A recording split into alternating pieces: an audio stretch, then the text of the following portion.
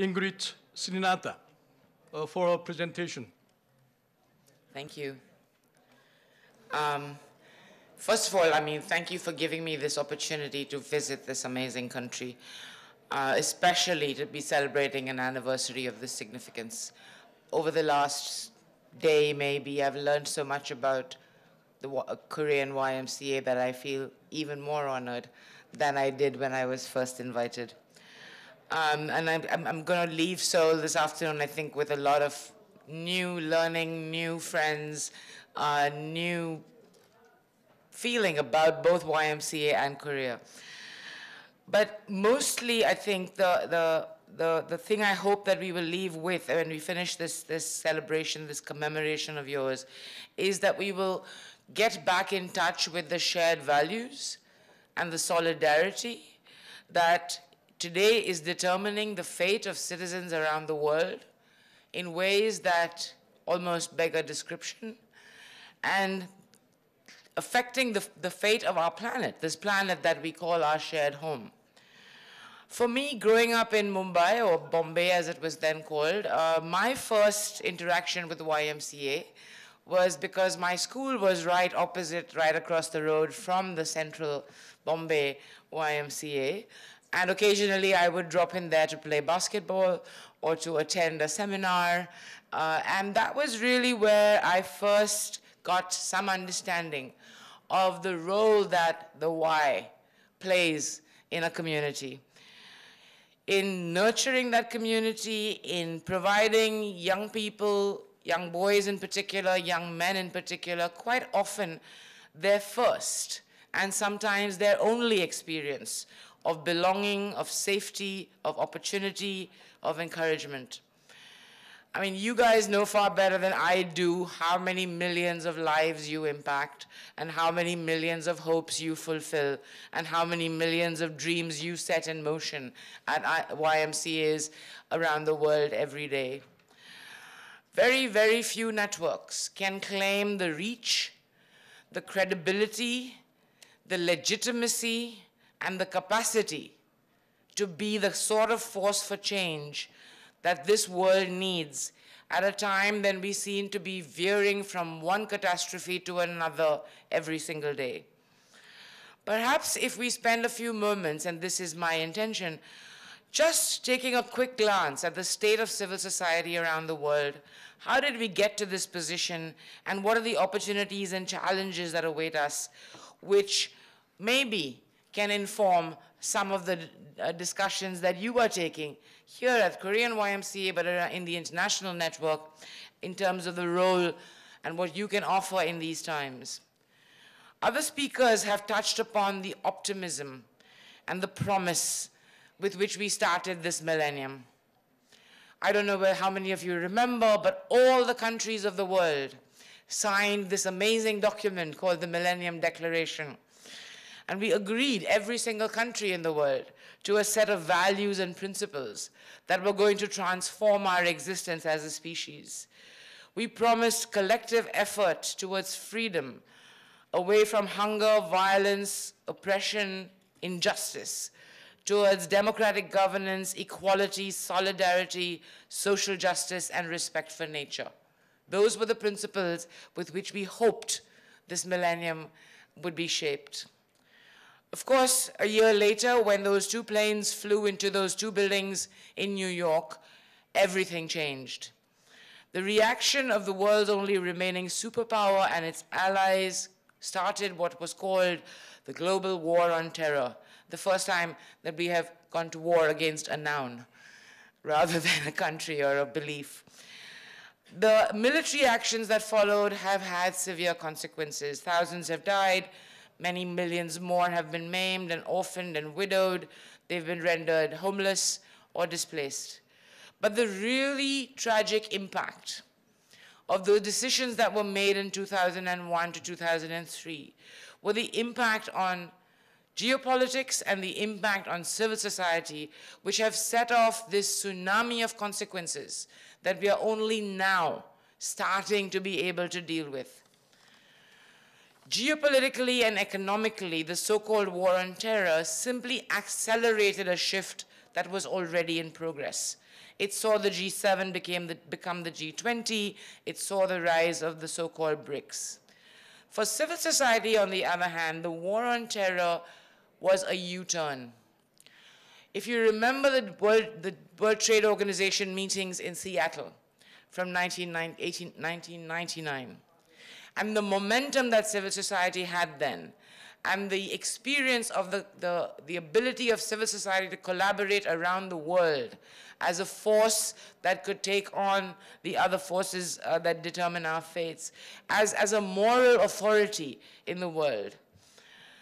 That momentum was completely reversed in 2001. The failure of the anti-war movements that followed the beginnings of plans to launch the war in Iraq and Afghanistan really set us back. As citizens, it challenged our belief that we could actually have any influence on the governments that supposedly represent us. It also polarized us into this artificial, either you're for us or against us kind of vision of the world.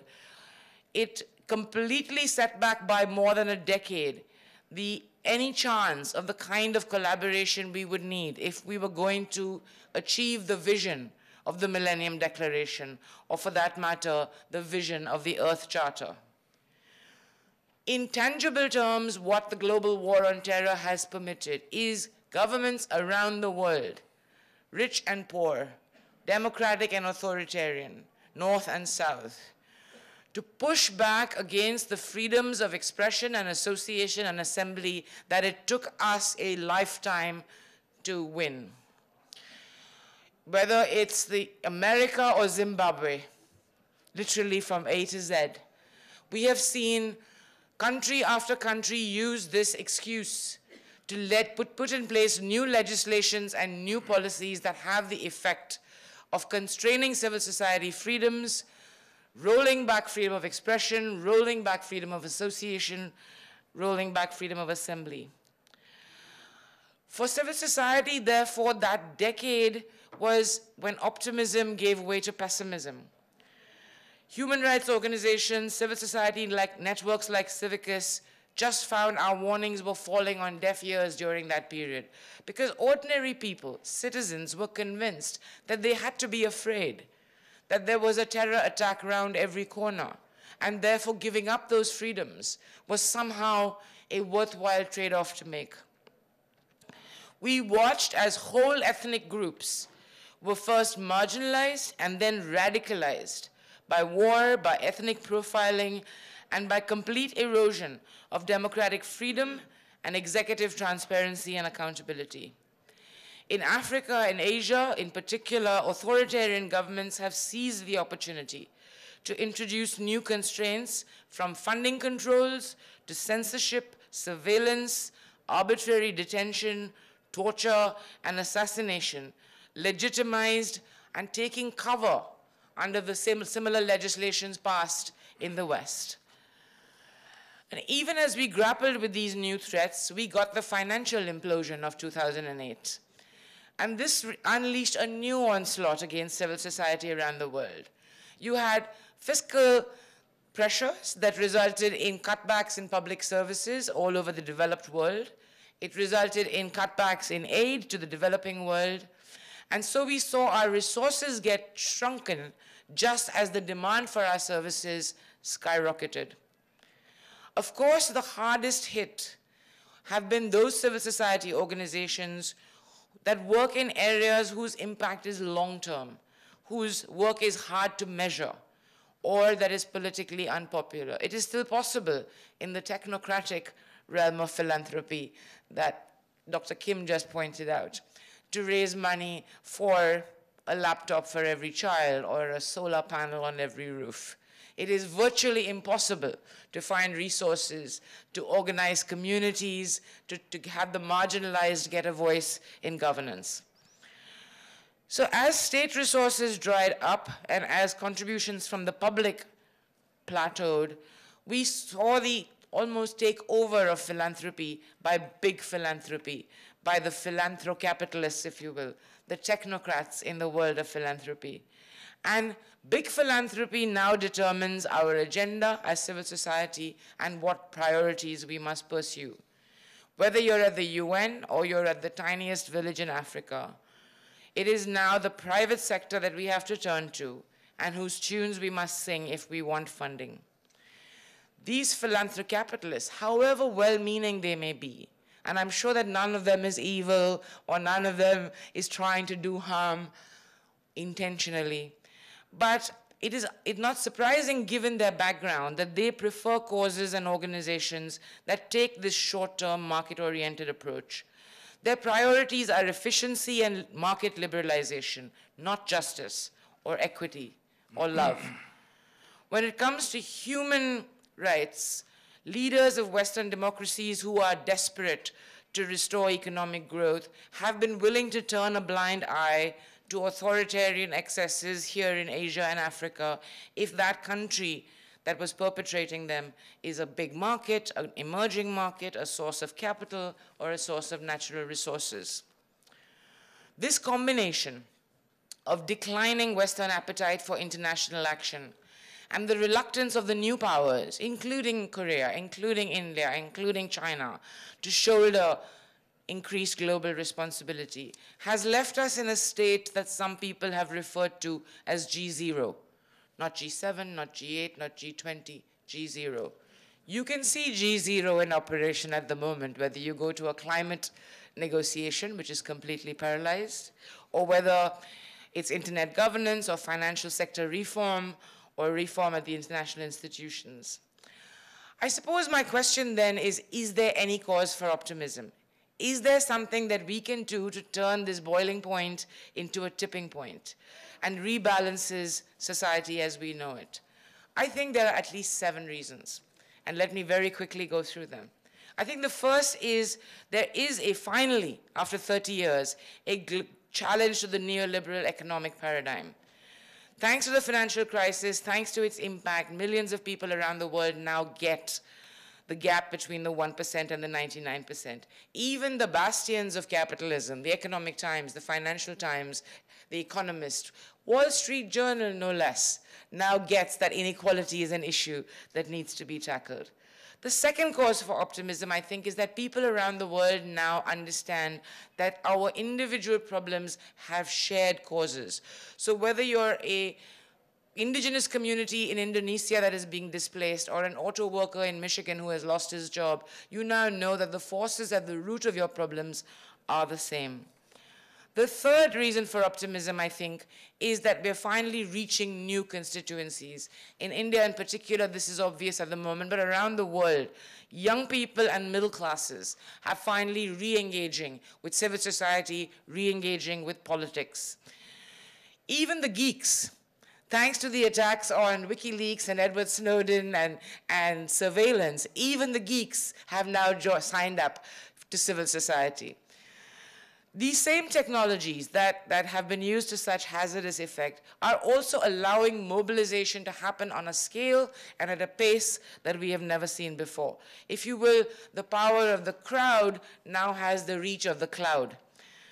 And the response that we're getting from governments, the severity of the response in forms of censorship, invasions of privacy, the kind of penalties they're imposing on whistleblowers, tells us how successful we are being. Because if this was not making an impact, they would not need to respond in the way that they did.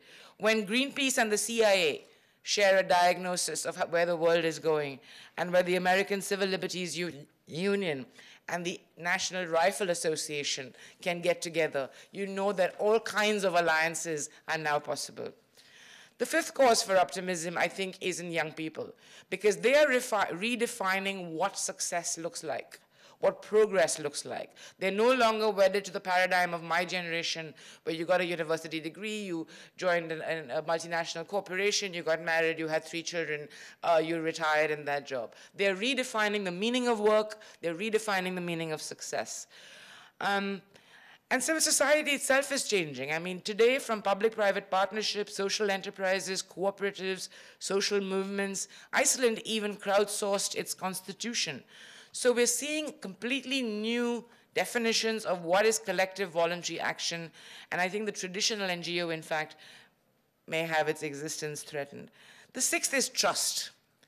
Civil society is consistently, in study after study around the world, rated as the most trustworthy part of society. We are rated more highly on trust than business, governments, or media. And this is the currency that you and us have to operate with. I think finally we are at the moment where the crises, climate, food prices, energy, governance, financial crisis, regulation have all converged in a way that we're finally ready, I think, to let go of those old models. We're finally willing to look at a model that says we need genuinely multipolar, genuinely multi-stakeholder approaches to global decision-making. It would be impossible today for the G7 to call a meeting and actually make any decisions. It would be impossible, and that is a positive change. But what Chomsky said after Rio +20 is something that we need to remember. We miss the simple truth that so many of these rules are still made by the few for the few. Until we change those rules, how they are made, and even who makes them, we will never change the injustice at the heart of our global system. We've seen repressive forces around the world, from Egypt to Libya to Zimbabwe, that merely toppling a dictator or winning election is not enough. That the backlash that we're facing of fundamentalisms of various kinds, religious fundamentalism, but also economic fundamentalism, social fundamentalism, has been vicious. We're seeing women, LGBT communities, indigenous people, minorities, immigrants, having to fight the battles that we thought we had won. And it's their courage that really, I think, continues to give us some hope and inspiration. I think we have to reinvent, if we are going to change to genuinely a global village instead of this situation of what I'm calling global pillage. We have to rethink the contribution that networks like yours can make. You have the global reach. You have the ability to convene those conversations. You can have those conversations led by youth. You can extend those conversations from the grassroots to the global. You can create the platforms that build those connections within communities and between communities. You can convene the conversations that are about values and principles rather than about metrics and growth rates. You can facilitate the dialogues that put compassion and empathy and love back into the heart of our communities. And you can help us help a whole new generation not only find new agreements, but also find productive ways to disagree, because that is what we have lost. You can teach these young people the practice of participation in the exercise of power over their collective outcomes, and the practice of thinking about and acting on public issues where young people can develop the skills and the commitments necessary to be citizens. This is your mission, whether you like it or not. This is the single most valuable thing that you can contribute to the world and where we are today. But you will have to look very deep and dig very deep into yourselves as individuals, as families, as organizations, as communities, and as countries. We'll have to question ourselves relentlessly. We will have to change continuously. Whatever strategy you put in place, you're going to have to reinvent it day after tomorrow. You're going to have to fail thoughtfully, because fail we will. You're going to have to collaborate ruthlessly with people that you never imagined that you would collaborate with. And we will need to focus our energies, our time, our systems, and our structures on purpose, rather than brands and personalities and power. If you want to lead in this age of transparency and accountability, you will have to lead by example. And you have to rebuild trust. I think fundamentally, if I'm going to sort of wrap this up, you will have to ask yourself every day, are more people in more places better able to exercise their universal rights and live up to their potential because of what we do? Are more people in more places better able to exercise their rights and realize their potential because of what we do? Fortunately, as Gandhi said, the difference between what we do and what we're capable of doing would suffice to solve most of the world's problems. Thank you. Thank you very much for your thought-provoking presentation. We will swiftly move to the discussant's comment. Who would like to go first? Mr. Lee from Korea Human Rights Foundation. He's an executive director. 네, 반갑습니다. 먼저 100주년 축하드리고 이 자리에 초청해 주셔서 감사드립니다. 저는 지금 한국인권재단에서 일하고 있지만은 과거에는 그 가톨릭 학생회에서 많이 활동해서 박스라고 얘기를 하고요. 그래서 그 당시에는 명동, 그다음에 종로, 그다음에 뭐 K라고 이렇게 같이 불렀는데 같이 100주년 관련된 얘기를 쭉 들으면서 한국 사회에서 기독교 넓은 의미의 가톨릭이든 개신교든 그다음에 더 넓게 되면 뭐 불교까지 될 수 있고 종교가 어떤 역할을 했는지에 대해서 성찰해 보는 그런 계기가 되었습니다. 그리고 개인적으로는 제네바에서 한 8년 정도 일하면서 거기는 WCC하고 그다음에 YMCA 에큐메니칼 운동을 좀 했었는데 그런 관점에서 몇 가지 오늘 기조 발제를 들으면서 든 생각을 공유하도록 하겠습니다.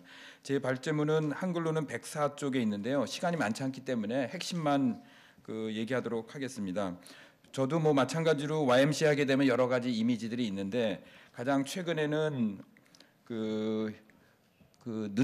제가 발제문에서 느티나무라는 생각이 많이 듭니다. 그러니까 워낙 다양한 것들이 있어서 도대체 어느 하나로 이렇게 정형화하기 어려운 그런 아주 큰 그늘을 만들어주는 그런 생각이 드는데 그런 것들이 과연 오늘날 새로운 모색, 지난 100년을 돌이켜 보면서 앞으로 100년까지는 아니더라도 한 2, 30년을 미래를 모색하는 그런 YMCA 어떤 의미를 지닐까에 대해서 몇 가지 생각을 해봤습니다.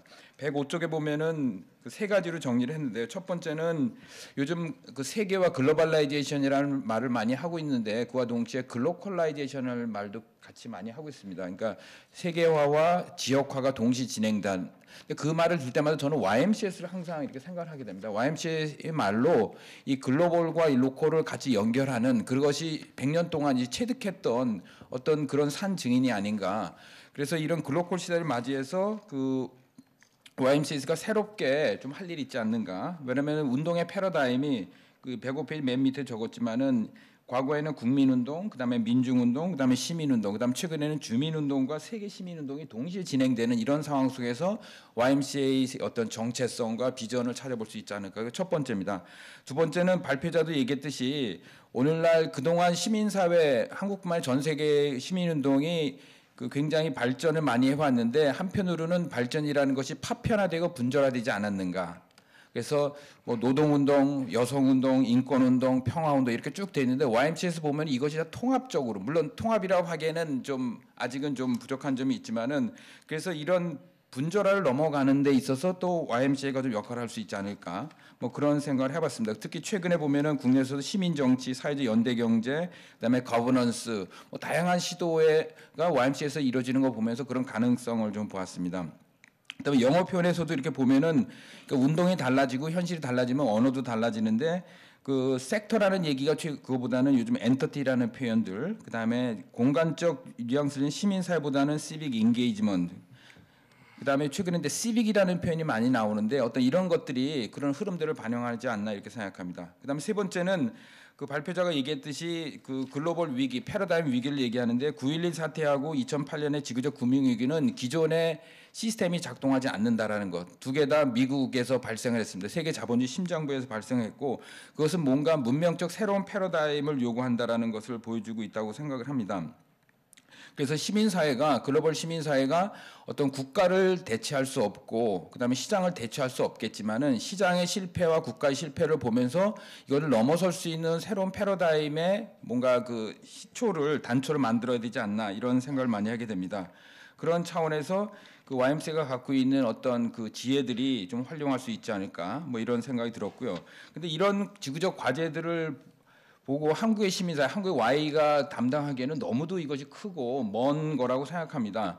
그렇지만은 현실적으로 볼 때 한국의 시민사회가 또 한국 사회 전체가 이 세계 과정 속에서 너무 이 세계 체제에 깊이 들어왔기 때문에 이제는 돌이킬 수도 없는 그래서 국내 문제와 국제 문제가 분리될 수 없는 이런 현실이기 때문에 정면 돌파할 수밖에 없지 않는가 이런 생각을 하고 그래서 문화적으로는 보통 가장 한국적인 것이 가장 세계적이다 뭐 이런 표현을 하는데 이런 시민사회 운동에서는 가장 한국적인 문제가 가장 세계적인 문제다. 그러니까 한국의 문제를 푸는 게 세계 문제를 푸는 것이고 세계 문제를 푸는 게 한국에 푼다. 이것은 현실적으로 인정할 수밖에 없지 않나 이렇게 생각을 하고요.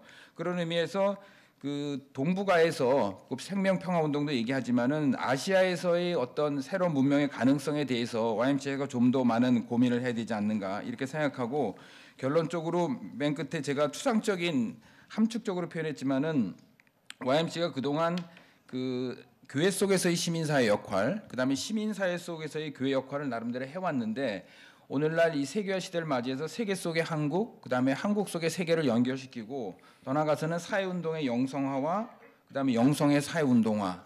사실 이 두 가지 과제는 YMCA가 그다음 100년 동안 해왔지만은 이 글로컬 시대를 맞이해서 이 과제를 다시 한번 해야 되지 않는가 그런 생각에서 YMCA가 쓰지만은 CA의 의미를 그러니까 Young Movement Christian Association이 아니라 Civic Activist. 그러니까 시빅이라는 걸로 좀 다시 한번 날 수 있는 그런 기회가 그런 바람으로 제 토론을 마치도록 하겠습니다. 감사합니다. Thank you for finishing within the time limit. May I invite the Professor Lee Jong-ok of the Catholic University.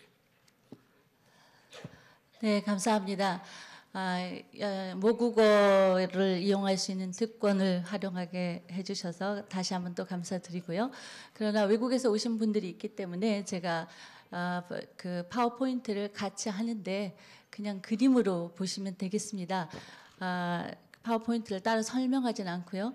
그 YMCA가 100년이라고 하는데 그 100년이라는 속에 굉장히 균형 잡기 어려운 두 개의 개념, 사랑과 정의라는 두 개의 개념과 청년을 내세웠다고 하는 점에서 한국 사회에서는 특히 청년이라는 말만 들어도 가슴이 뛰고 오늘 공로상을 받으신 조남식 선생과 김천배 선생님은 돌아가셨어도 영원히 저희에게 역사적 청년으로 남아있다고 생각을 합니다. 그래서 그런 귀중한 틀을 한국 사회에 마련해 주신 것에 대해서 감사드리고 다시 한번 이런 기회에 토론을 할 수 있는 자리를 주셔서 영광으로 생각합니다. 특별히 그 스리나스 박사님의 전 지구적 시민사회 운동을 돌아보고 성찰한 발표문을 듣고 거기에 대해서 토론할 수 있게 해주셔서 다시 한번 더 감사드립니다. 그 스리나스 박사님의 발제문을 들으면 위기의 골이 깊으면 끝이 있으면 시작도 있다라고 해석할 수 있다고 생각합니다. 그래서 저도 역시 위기의 골이 너무 깊어져서 이제는 나올 수밖에 없는 상황, 한계점에 있다. 근데 이 나올 수 있는 그 긍정적인 측면을 스리나스 박사도 여러 가지로 해석해 주셨는데 저는 한국 시민사회 입장에서 이 출구에 대한 이 위기로부터 출구에 대한 모색을 몇 가지 드리고자 합니다. 그래서 제 맨 처음에 그 위기에서 출구는 우선은 아까 이성훈 씨도 말씀하셨처럼 국가 실패의 시정 실패를 이미 경험했기 때문에 이제는 새로운 구원투수가 시민사회가 될 수밖에 없다라는 인식이 공유되고 있다는 점, 이것이 이제 하나의 기회적 표현입니다. 그런데 지구적 차원과 한국적 차원은 항상 시차가 있습니다. 한국은 지정학적으로 동북아의 최변방에 있기 때문에 언제나 지구적 흐름이 굉장히 늦게 왔는데 스리나스 박사님의 발제를 들으면 지금 전 세계는 지구적 차원에서 지구 시민운동의 과제는 사회적 규제입니다. 그러니까 국가의 실패, 시장의 실패를 시민사회가 나서서 이 투기자본의 문제라든가 이런 여러 가지를 사회적 규제를 해야 된다고 그래서 영국의 보수당 정부까지도 빅소사이어티를 내세우고 이제는 소셜 스테이트라는 말까지 하고 대처 수상이 신자유주의 시대에 얘기했던 사회는 없다, 개인과 가족만 있다라는 얘기는 이미 사라진 지 오래입니다. 지식인의 담론 속에서는 이미 고대 아리스토텔레스도 사회가 필요 없는 것은 신과 짐승뿐이라고 해서 사회의 중요성을 굉장히 강조해서 이 모든 문제를 해결할 것은 사회다, 이렇게 얘기를 규정을 하고 있습니다. 그래서 저는 스리나스 박사님께 그렇다면 이 사회의 주역인 시민 또 시민단체 활동가는 어디서 구원투수로 호명은 됐는데 이들은 어디에서 어떻게 만들어져야 될 것인가, 혹시 만드는 기관이 있는가, 함께 만들 수는 있는가 이런 질문을 드리고 싶습니다. 그다음에 두 번째, 한국 사회는 그럼 어떤 상태에 있는가? 한국 사회에서는 최근에 지난 정부와 최근 정부까지 국가에게 여전히 기대를 걸고 국가가 시장에게 기대를 거는 상황으로 변화가 진전되고 있습니다. 그래서 국가가 시장처럼 효율적이 되고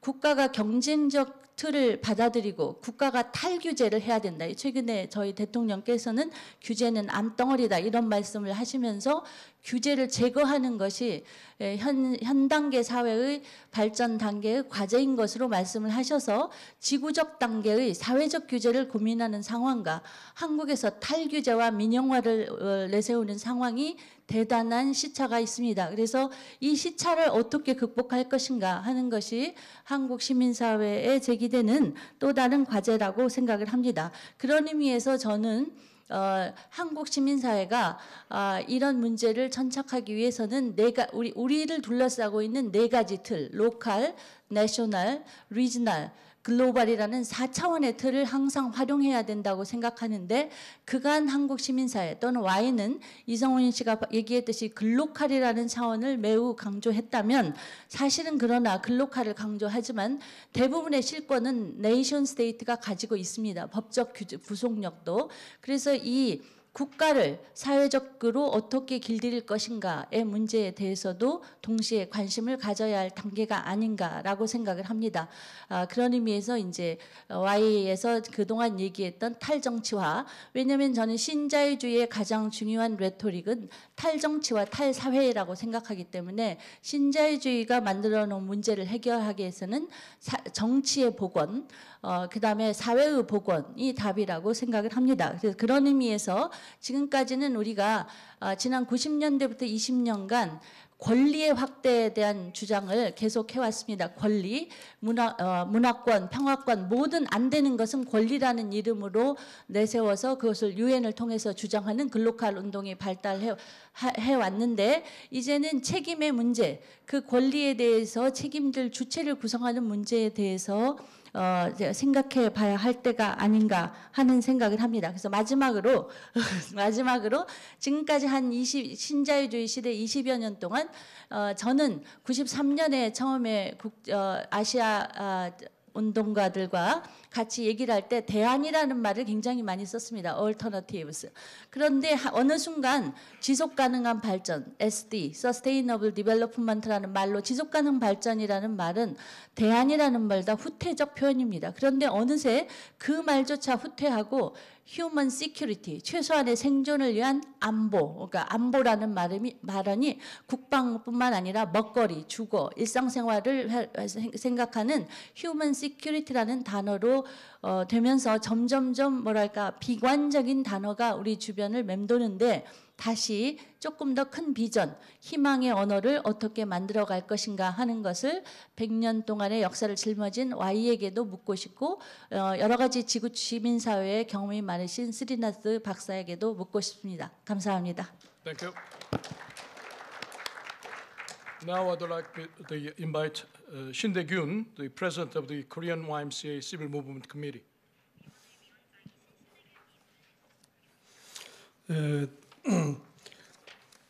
제 원고 중에서 일부를 발췌해 가면서 말씀을 드리겠습니다. 특별히 오늘 외국 분들이 많이 계시기 때문에 한국의 시민운동의 배경에 대해서 잠깐 말씀을 드리겠습니다. 한국의 시민운동은 지난 20년 동안 놀라운 발전을 경험했습니다.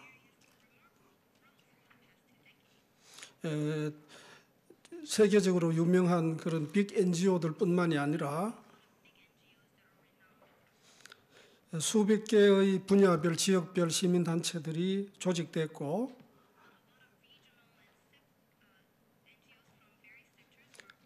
시민의 힘으로 사회 문제를 해결하는 그런 많은 경험과 성과를 거두었습니다.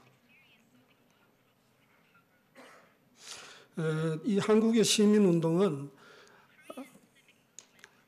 그 YMCA도 그 연원이 되고 있는 가깝게는 지난 100년의 3.1 운동에서부터 시작을 했습니다.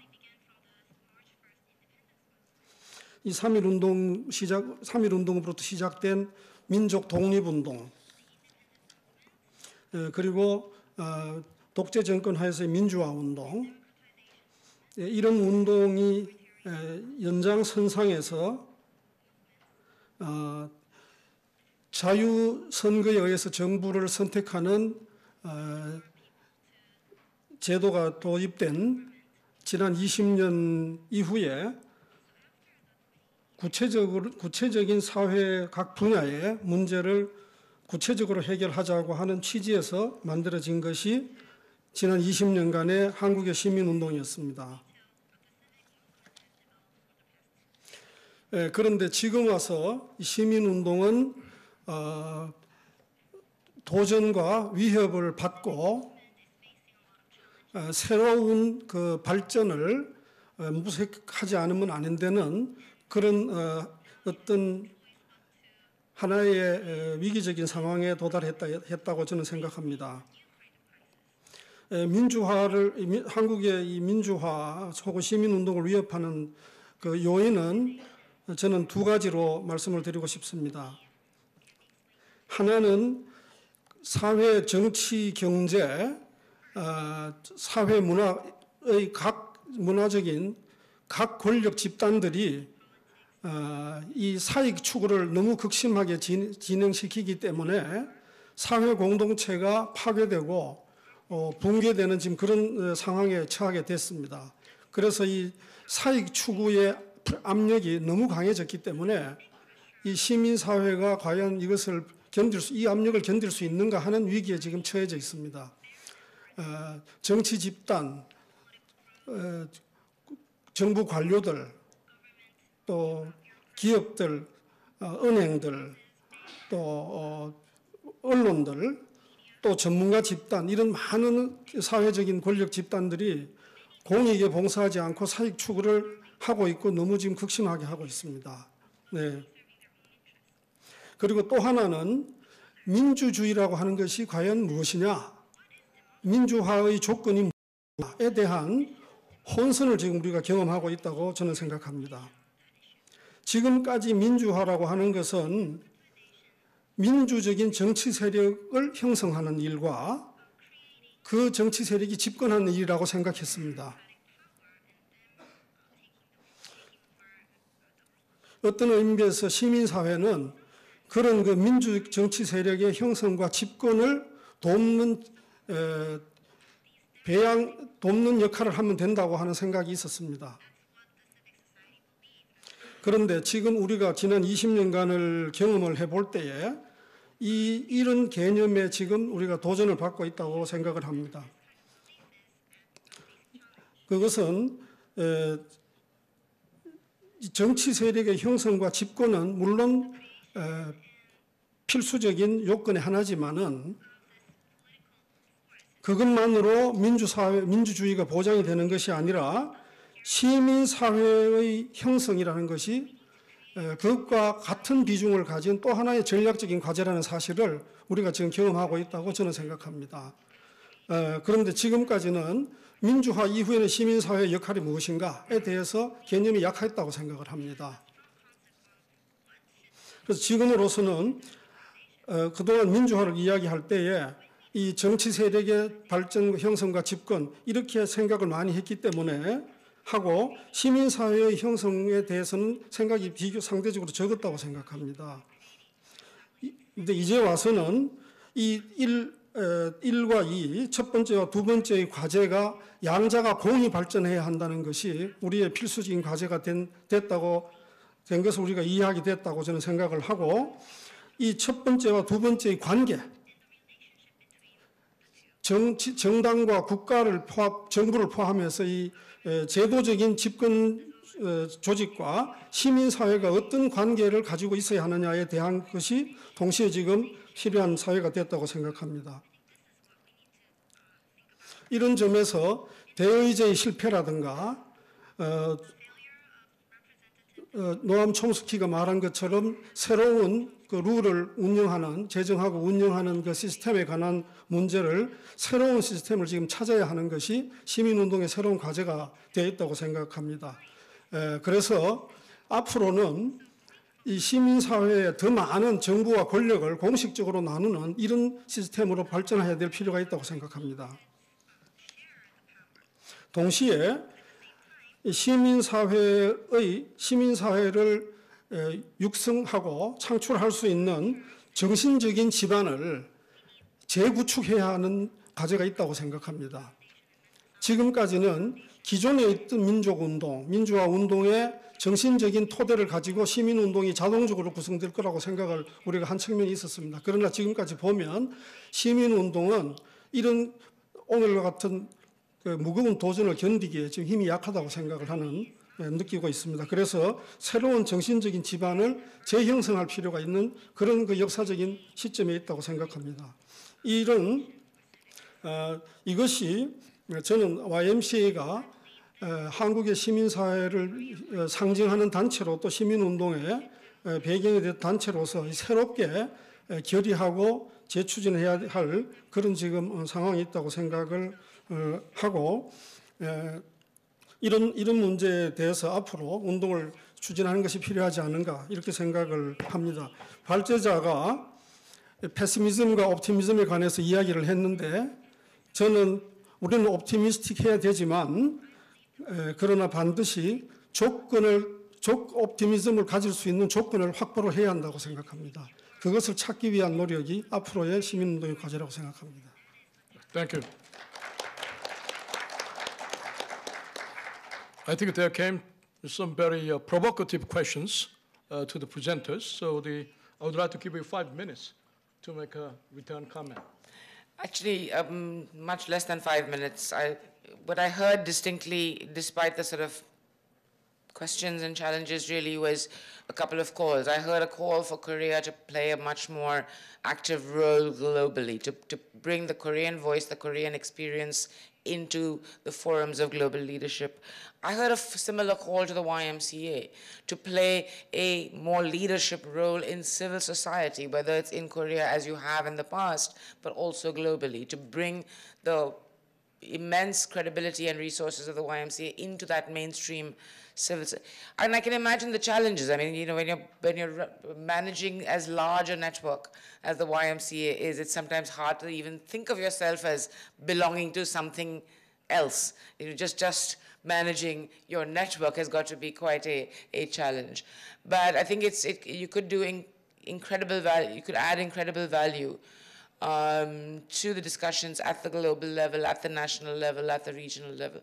Just solidarity. You cannot imagine the value of solidarity. If you're sitting in a prison in Ethiopia, or if you've just had a new law passed against you in Belarus, you cannot imagine how important it is to simply hear from other people around the world and from leading organizations around the world, we stand with you.